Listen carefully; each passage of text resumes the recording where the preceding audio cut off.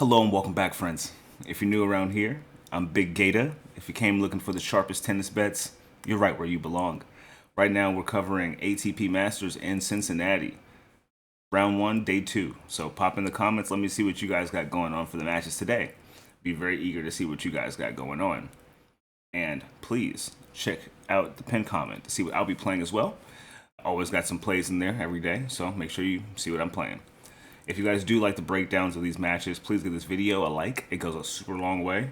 And if you want to get these picks from me, from my pinned comment, as soon as I upload, you can subscribe. It's the easiest and fastest way to do so. And if you feel generous for any wins that you get on the channel, you can donate. There's a link in the pinned comment. It's just there if you want to.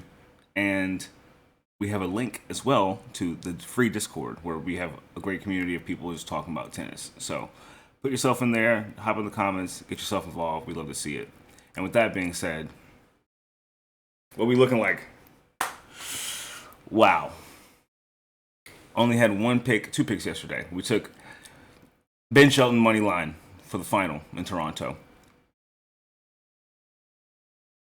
Way to go, Ben. Wow. After he lost this first set, we took the certified smoke 2-0 set betting. That was kind of a silly one. But he ended up getting it done 2-1. Wow. Dropped the first set. Doesn't usually win matches after he drops the first set. Came back and won. Super proud of the guy. It was bigger than betting for me for that match. I was happy to see the young kid go past Novak Djokovic. So this is great. Number 6 in the world, Ben Shelton. Congratulations. You deserve it, bro. You deserve it. You deserve it. You played a hell of a match.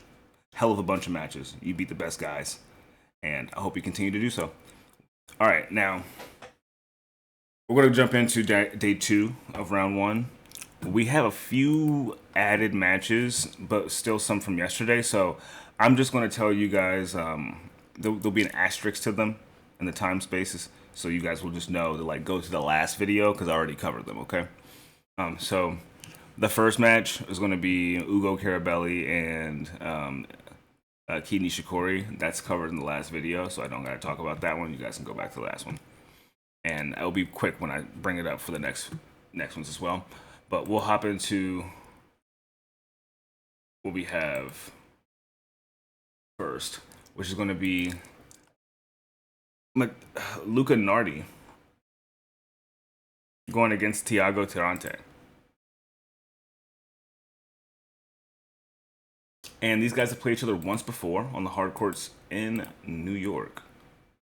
Qualification rounds in the U.S. Open 2 years ago. Tiago won 6-4, 6-4, straight sets. Nardi has already gotten himself a loss on the hard courts here in Cincinnati already, beating Aiden Mayo, and losing to Alexander Blockx. I still don't know how to pronounce that new kid's name, the young boy, 19-year-old. But he lost to him in straights. Tirante hasn't lost a match in qualies yet. He beat James Trotter in 6-2, 3-6, 6-3. And then he beat Arthur Cazot in straights as well. So, not looking too bad after coming back from the second round in Kitzbühel and losing to Bublik. Seemingly has some good footing on the hard courts. As far as record goes this season, both of these guys have around 9 to 10 wins. Tiago having 9, Luca having 10. As far as who's playing better this season, it is Tirante. But it's been mostly on the clay, going 24-16. He's 9-4 on the hard courts, and Nardi is 10-9 on the hard courts this season, going 24-23. So just off of pure winning recently, I would look at Tiago for this win here. Obviously, it's first round, so it's anyone's ball game, truly. These first rounds are so deep with so much talent, so Tirante is a slight favorite at -178. I don't really know his game too confidently to say I'd take him. Gotta look and see how he's looking today and get back to you on that one. But we can move on to the next one. Next we have Tristan Boyer going against Brandon Holt. That's covered in the last video, so we can move on to the next one. We have Marcus Giron going against Alexander Blockx.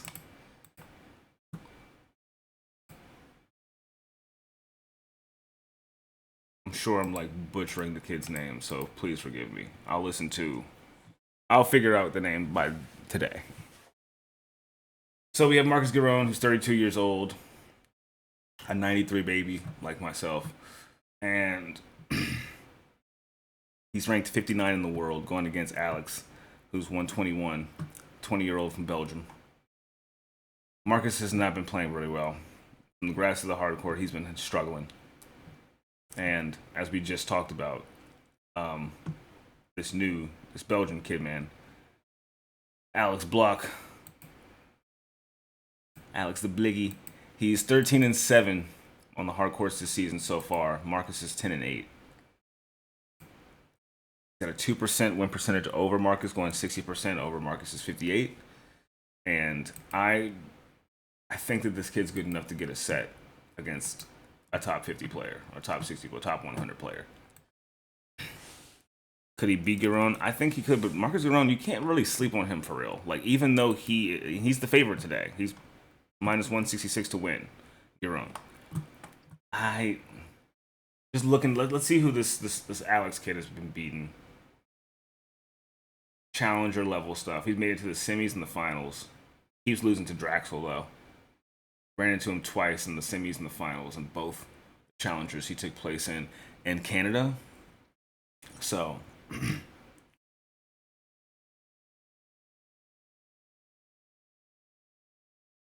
lost the current team Mute in the first round in Miami, right before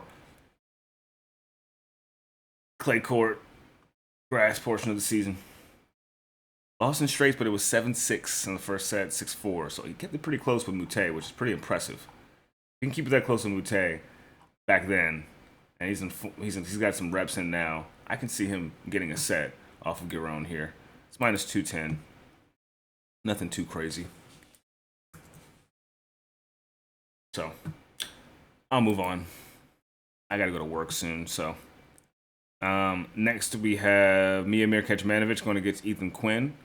We also already covered that in our last video, so just make sure you check that out. Then next we have Coric going against Emilio Nava, which I think he was supposed to be going against somebody else, but then it switched. So I think we're going to recover this. Let's check out Emilio Nava going against Coric.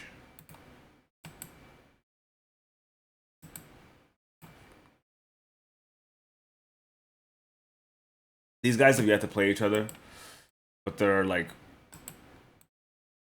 12 ranks apart, 22 ranks apart.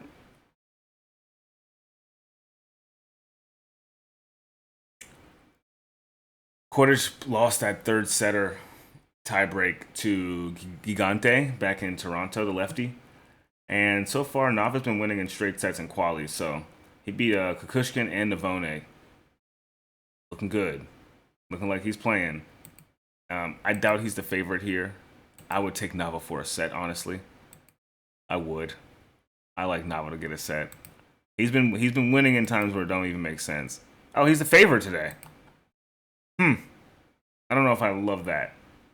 It'd be sick if he was the dog, but he's been playing really well. So, I mean, he beat Zizou Bergs, like, beat the shit out of Zizou Bergs in the first set. His first set performances are pretty stellar. So, him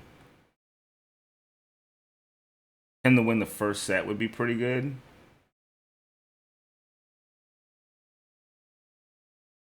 He honestly hasn't dropped the first set since he played Learner Tien when I was there watching him. He took the first set off Hatchinoff in Toronto.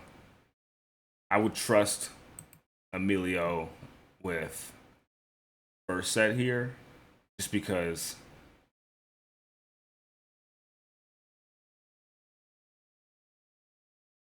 Coric has given up the first set in his last 4 games. He's given up the first set twice, but it was on clay. He won his first set in Toronto. and won his first set in Paris on the clay. But mind you, he doesn't end up finishing the matches. So maybe Emilio Nava is the play here. It is the first round, so just be careful. Be careful. Be careful. Yeah. Nava's 7-5 on the hard courts. Coric is 1-3. So pretty much going off of that. He lost to Giron in the Australian Open. And then Gante. And I guess they're counting Taylor Fritz as well. We played on New Year's Eve. Lost in straight sets to him. So out of all those matches, when he's not playing a top 10 player, he gets a set. So I would love to say that Emilio Nava wins this 2-1 on some nut shit. But I can't say it with pure confidence. I just feel like it's going to probably end up being that way. Nava going 2-1. Plus 270. If you want to fuck with that, let me know. All right, next we have Adam Walton going against Mariano Navone. And these guys have yet to play each other as well. They're 11 ranks apart, Navone being the higher ranked at 77, Walton being 88. But Walton does have a stronger performance on the hard course. He should be a clear favorite here. He's 28-16 on the hard. Navone is 3-6 this season. So I'm sure this should be a huge... Wow, that's a good price.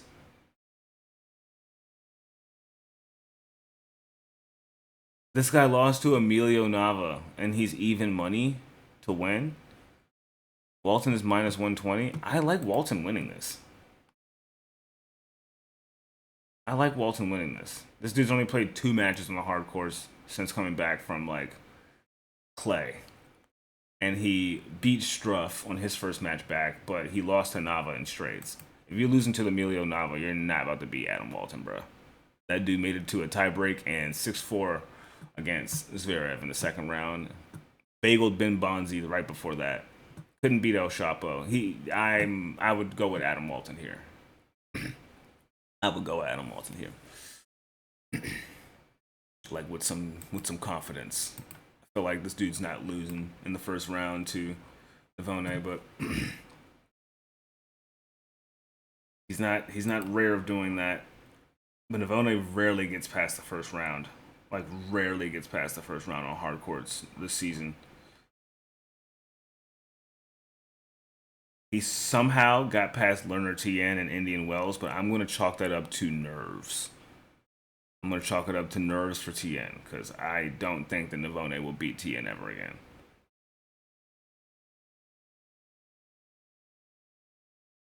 Yeah, I like Adam Walton money line here. I think it's a little sneaky.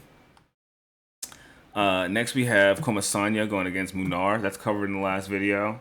The next few are covered in the last video. Dellien versus Opelka covered in the last video. Muller versus Brooksby covered in the last video. Bellucci versus Dzumhur covered in the last video. Altmaier versus RBA covered in the last video. And then we have Landaluce going against Pat Kypson.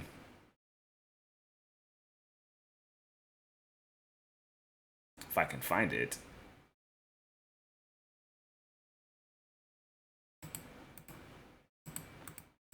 All right, so Martin Landaluce going against Patrick Kypson. These guys have yet to play each other. Landaluce is 9-3 on the hard courts. Kypson is 19-7.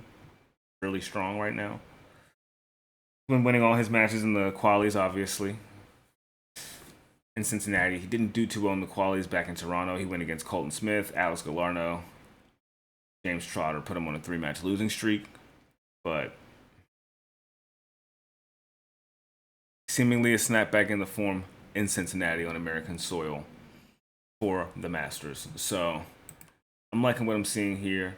He hasn't dropped a set since being in Cincinnati. Landaluce has. Love to see what their prices are looking like.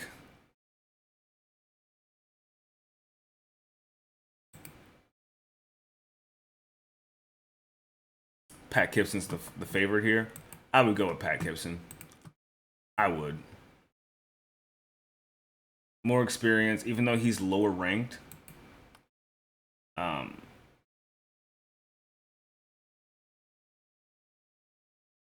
These guys are both challenger level, and Landaluce, he did. Yeah, these guys are challenger level. Like, he did qualify all 3 rounds in the AO. Landaluce did earlier this year. I don't even think Kypson made it to the first past Q1. Yeah, he lost in straights to Haiti Habib. Yeah, that sucks. That sucks. But I say that to say that his form right now is just a little bit better. A wee bit better. 9-3 on the hard courts for Landaluce. 19-7 for Kypson. Now, if we double that, make it 18-6 for Landaluce. It's the same record as Kypson. Now, how many matches has he played? He's kept it close. This could be a 3-setter. Plus 118 for it to go to 3 sets. A lot of these matches from this guy ends up going to 3 sets, so only 2 or 3 in his last, like,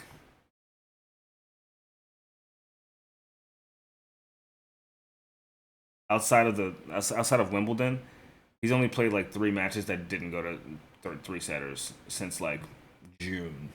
So he seemingly likes to get into 3-set matches. I would look at that a little bit deeper before I play it, but I think that would be something to play for that one. I don't want to say either one wins, but I think both get a set. So move on from that. And then next we have Sebastian Ofner going against Ofner going against Valentin Royer. And these guys have yet to play each other as well. This will be their first meeting, and it will be on the hard courts. Ofner has been dropping rank a bit. He's 0-1 on the hard courts so far this season, with his first match being against Riley Opelka. Quite close, but it's not going to cut it. It's not enough of a sample size of you this season to bet on you winning on a hard court. And we were right about that. We took Opelka to beat that guy, and we were surely right. Valentin Royer, he's 4-3 so far on the hard courts. He beat Liam Draxel in Cincinnati. That's really big. This guy's been beating every other challenger, so if you're able to beat the challenger level guy, you're in good form. But is it good enough for him to beat Ofner, who went to a tiebreak with Opelka? This one I'm a little bit unsure of here. Don't know about this one. As far as like the record goes this season, Royer is 44 and 19, being ranked at 111, right? And Ofner is 20 and 14 this season, ranked 141. So he was all the way up at 37 just last February. Injuries, age,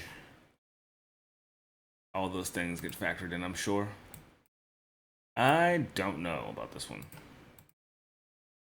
to be quite frank. It's even money, yeah. I'd go for Royer to get a set. Maybe both of them guys to get a set. I don't know. That might be a volatile one. I might stay away from that. Yeah, I'll stay away. The last two, I'm super stoked about this. All right, so we have Tien. Finally, he's back. And the Masters. Now going against his friend now, so we can trust him. I'm sure we can trust him. Everybody relax. Tien going against Leandro Riedi. And Riedi is so far 5-3 on the hard course this season. Tien is 16-8. This will be their first head-to-head. Riedi is ranked 487.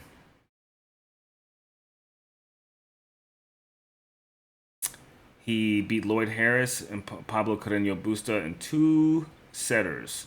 First set going to a tiebreak, interestingly enough.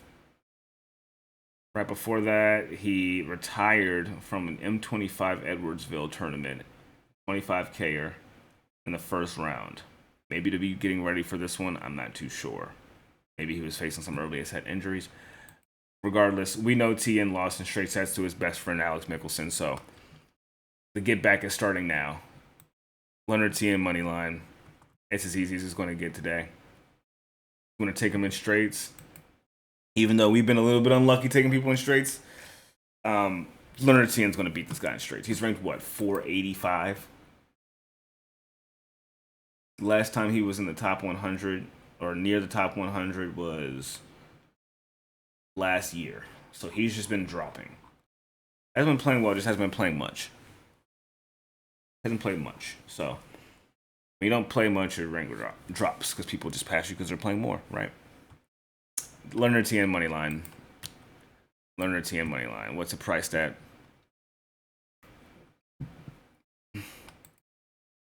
Game spreads minus 3.5. I like that too. I like that too. I like that too.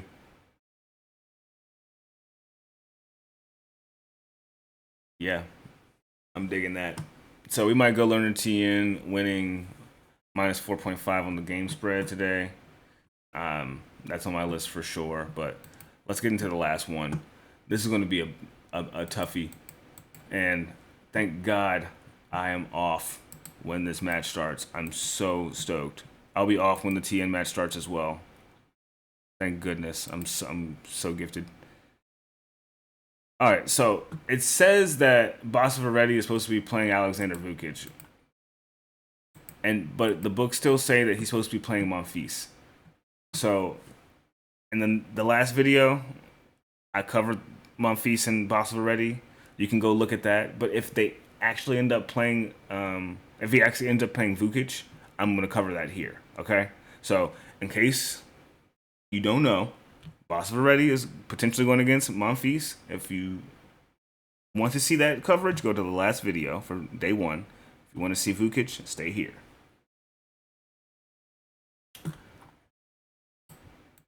This will be their first head-to-head, Vukic and Basavareddy.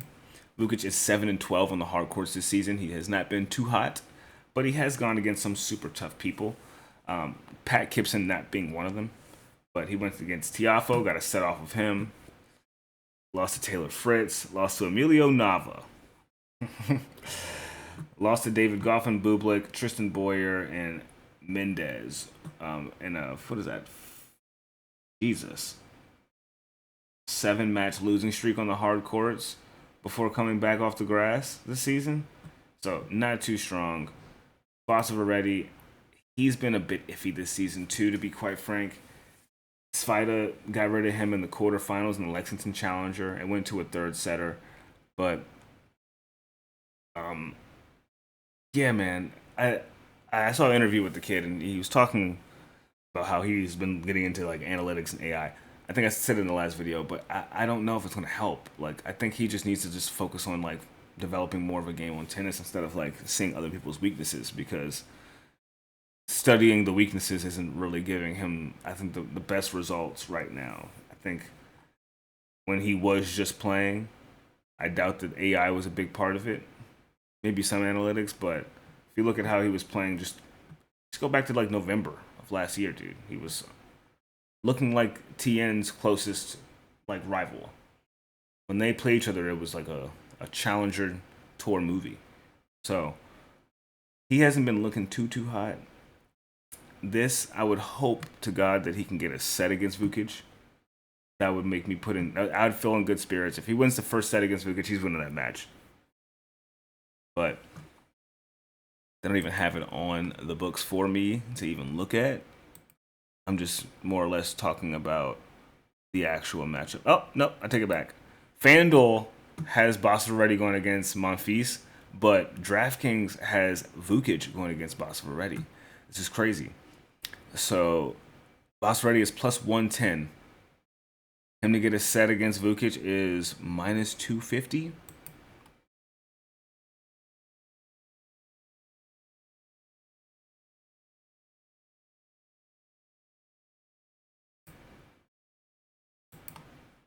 Yeah.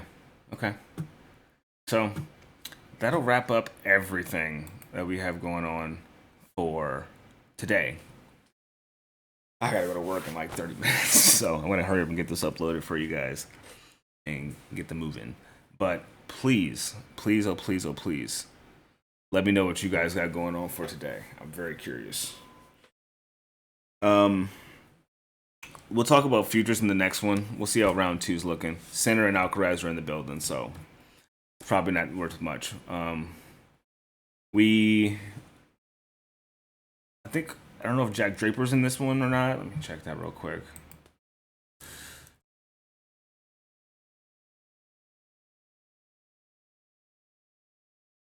Let's see, do we have Jack Draper?